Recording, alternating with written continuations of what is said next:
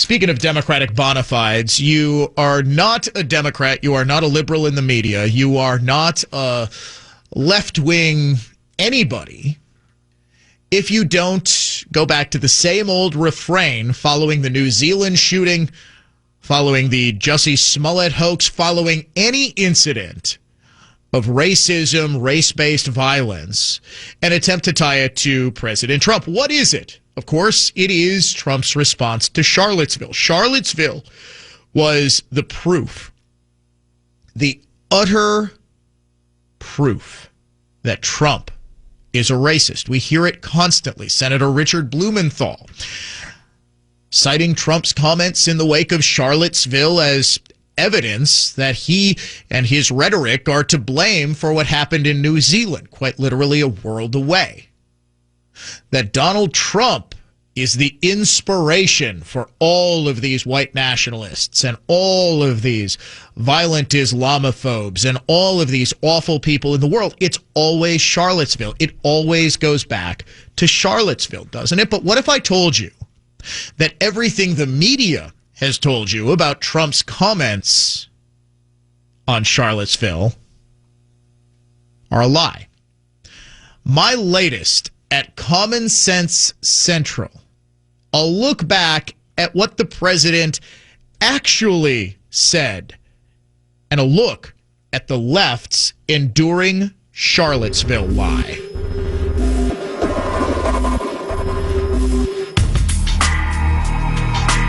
Whenever Democrats want to blame President Trump for an act of white supremacist violence, such as the horrific attack in New Zealand or the imagined attack on Jussie Smollett in Chicago, they and their allies in the national news media invariably cite the president's statements in the wake of the deadly riot in Charlottesville, Virginia. President Trump called white supremacists very fine people, they shriek. Only he didn't. He actually said the exact opposite, repeatedly. In an on-camera statement just 2 hours after a white supremacist plowed his car into a group of protesters, killing 32-year-old Heather Heyer and injuring 19 people, President Trump expressed his outrage. We condemn in the strongest possible terms this egregious display of hatred, bigotry, and violence on many sides. On many sides. It's been going on for a long time in our country. Not Donald Trump, not Barack Obama. This has been going on for a long, long time. It has no place in America. What is vital now is a swift restoration of law and order and the protection of innocent lives. The president's inclusion of the phrase "on many sides" immediately set off a media feeding frenzy. Even though violent members of Antifa had joined with those peacefully protesting the Unite the Right rally and had sparked physical altercations with the white supremacists attending the rally, Trump critics immediately pounced on what they considered to be equivocation. It was nothing of the sort. The roughly 1,000 counter-protesters, including Antifa members, outnumbered the march attendees, including white supremacists, 2-1. And hours before the rally was supposed to start, Antifa members and white supremacists attacked one another with fists, bottles, smoke bombs, and even improvised chemical weapons. 14 people were injured in the chaos, prompting the city of Charlottesville and the state of Virginia to both declare a state of emergency. Both sides were indeed responsible for the violence that morning. That afternoon, a white supremacist, and a white supremacist alone, was responsible for the deadly car crash.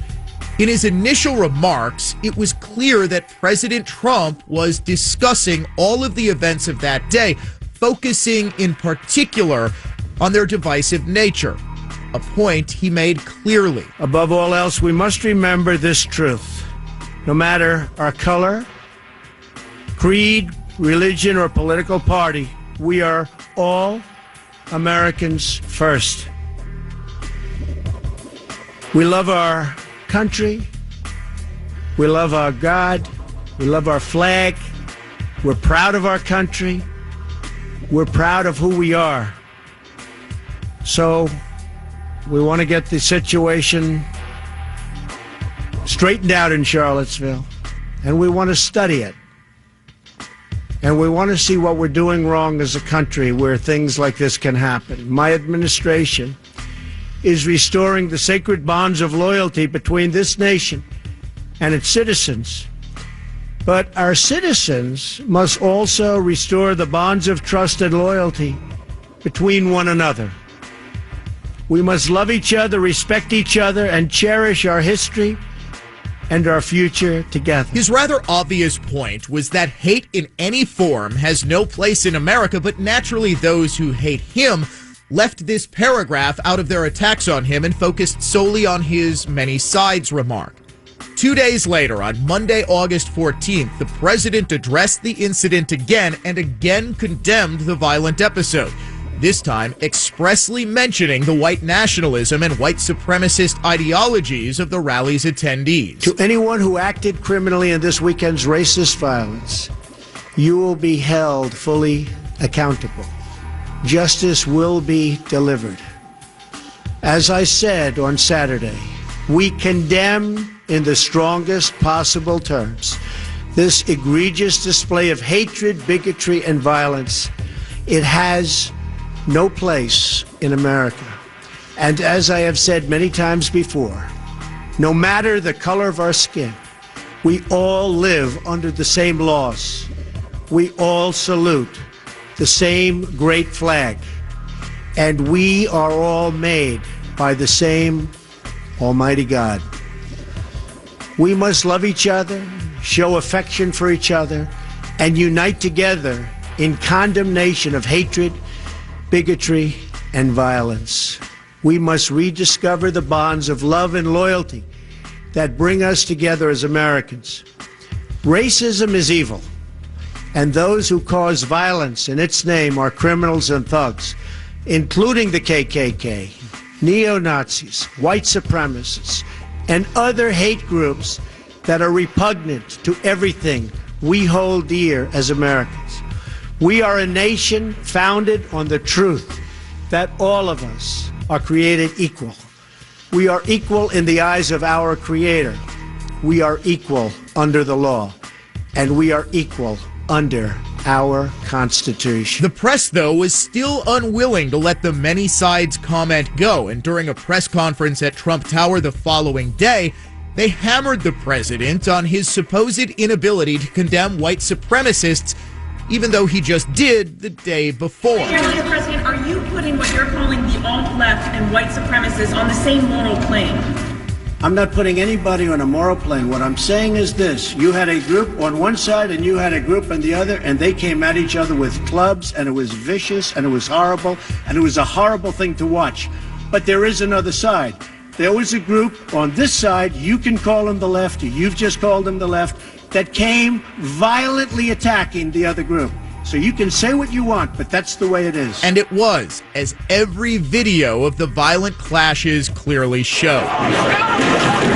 In answering the very next question, you said there was hatred and violence on both sides. The president said something that has for nearly 2 years now been willfully and deceitfully misinterpreted, if not openly lied about, so as to provide evidence of his supposed racism. It is the very crux of the Charlottesville lie that President Trump said the neo-Nazis and white supremacists who gathered there were very fine people. He said nothing of the sort, and in fact said the exact opposite. That, however, has been largely forgotten. This is all that is ever mentioned. Well, I do think there's blame. Yes, I think there's blame on both sides. You look at both sides. I think there's blame on both sides, and I have no doubt about it, and you don't have any doubt about it either. And if you reported it accurately, you would say. Kill the person. Better hire Charlottesville. They showed up in Charlottesville Excuse me. to protest. Excuse me. They didn't put themselves down as you, and you had some very bad people in that group.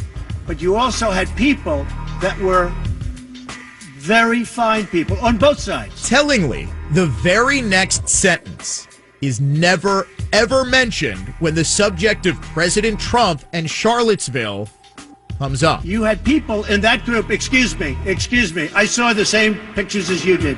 You had people in that group that were there to protest the taking down of, to them, a very, very important statue and the renaming of a park from Robert E. Lee to another name. The very fine people he was talking about were the ones who showed up for the rally thinking it was a protest of the removal of a Robert E. Lee statue, a very controversial decision in Lee's home state of Virginia, not the avowed racists in the crowd. Don't believe it? Here's what Trump said next. You had people, and I'm not talking about the neo-Nazis and the white nationalists, because they should be condemned totally. But you had many people in that group other than neo-Nazis and white nationalists, okay? And the press has treated them absolutely unfairly. Now, in the other group also, you had some fine people, but you also had troublemakers, and you see them come with the black outfits and with the helmets and with the baseball bats. You had a lot of bad people in the other group too. Neo-Nazis and white supremacists should be condemned totally. Just may be the most forgotten phrase in the most forgotten paragraph in modern American politics. It very thoroughly disproves the ridiculous assertion that President Trump praised those white supremacists, yet the very fine people myth persists to this day. It would take just one paragraph to debunk it, but strangely, that paragraph is never remembered because it hasn't been heard in nearly 2 years. It needs to be heard, though, if only to counter a rhetorical weapon that liberals wield every time a racial incident makes the news. President Trump, who called neo-Nazis very fine people, President Trump, who falsely said there was hatred on both sides, President Trump, who refused to condemn white supremacists in Charlottesville, it's all a complete fabrication. And an especially pernicious one because it's resurrected every time the Trump is a racist narrative needs to be revived. In reality, it's nothing more than the worst kind of smear, an allegation of bigotry without a shred of evidence to support it, except for a dishonest echo chamber more interested in perpetuating a lie than in reporting the truth.